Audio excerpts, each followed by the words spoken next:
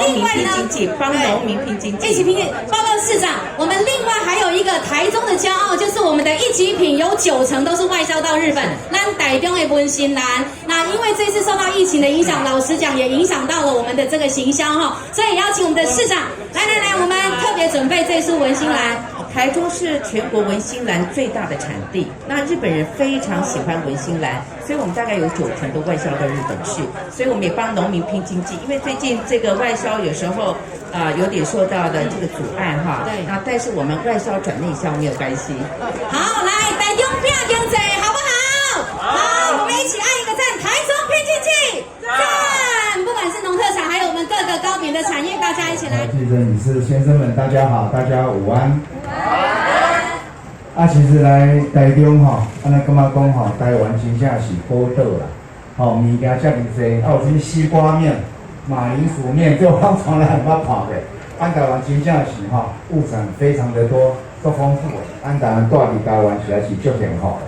但在这个疫情来的时候，我真的也非常谢谢卢市长，有很多事情来跟我们一起配合，一起来防疫，所以我相信。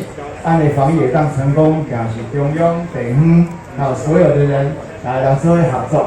我们用合作来创造我们这个防疫的奇迹。在世界的民主的国家里面，都可以变成一个台湾模式。怎么样能够把这样疫情控制住？我们用的方法最简单，就是合作。大家人合作，大家有了解，大家人合作，知道真好。卫生局长嘛伫遮。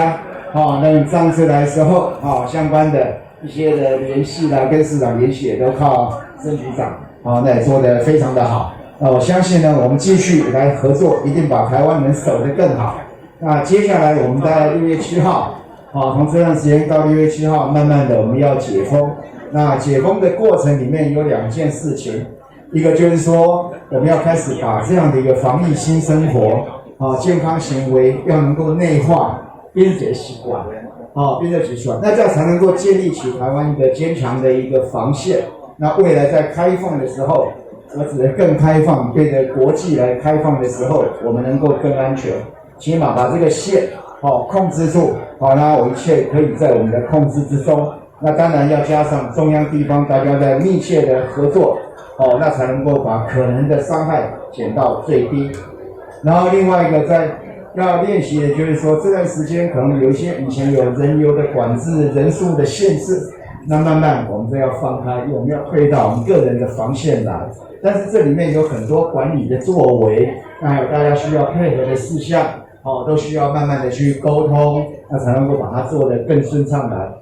我相信我们大家一起来，我们防疫一定能够成功。谢谢。